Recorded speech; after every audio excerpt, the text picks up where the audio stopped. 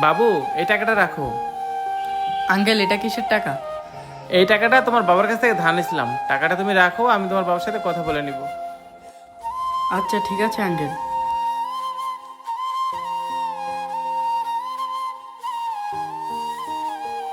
এই ছোট ভাই, টাকাটা রাখো। ভাইয়া, এটা কিসের টাকা?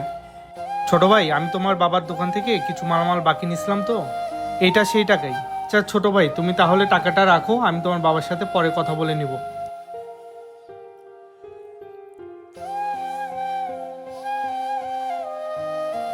এ ছোট ভাই, আমার বিল কত হয়েছে? ভাই, আপনার একটা রুটি আর একটা চা, আপনার 20 টাকা হয়েছে। ও আচ্ছা,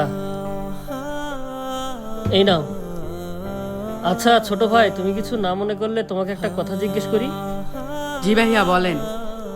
বলছি, তোমাদের এলাকার লোকজন অনেক সৎ, তাই না? ভাই, আপনার কথা তো কিছুই বুঝলাম না, আমাকে একটু বুঝিয়ে বলেন। বর্তমান যুগে কেউ টাকা ধার নিলে তাকে খুঁজেই পাওয়া যায় না। আর তোমাদের এলাকায় দেখছি সবাই সেদে এসে ধারের টাকা পরিশোধ করে যাচ্ছে। ও, এ কথা ভাইয়া। ওনারা সৎ কিনা সেটা জানি না, কিন্তু ওনারা খুব ভালো মানুষ।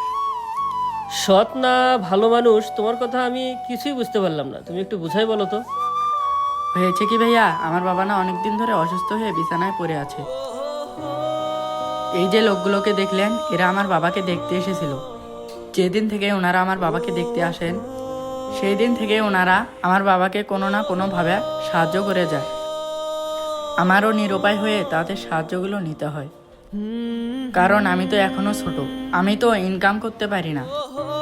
এই টাকাগুলো নিয়ে আমি বাবাকে জিজ্ঞেস করেছিলাম, আর আমার বাবা বলছে তার কাছ থেকে কেউ টাকা ধার নেয়নি। তখনই আমি বুঝতে পারলাম তারা আমাকে সাহায্য করে যাচ্ছে। সত্যি, আমাদের পৃথিবীর সব মানুষই যদি এরকম হইতো, তাহলে হয়তোবা এই পৃথিবীতে খারাপ কিছু হইতোই না। যাই হোক, তুমি এই টাকাগুলো রাখো। ভাইয়া, এগুলো কিসের টাকা? ওই যে, আমিও তোমার বাবার কাছ থেকে কিছু টাকা ধার নিছিলাম। আচ্ছা ভাইয়া, ঠিক আছে।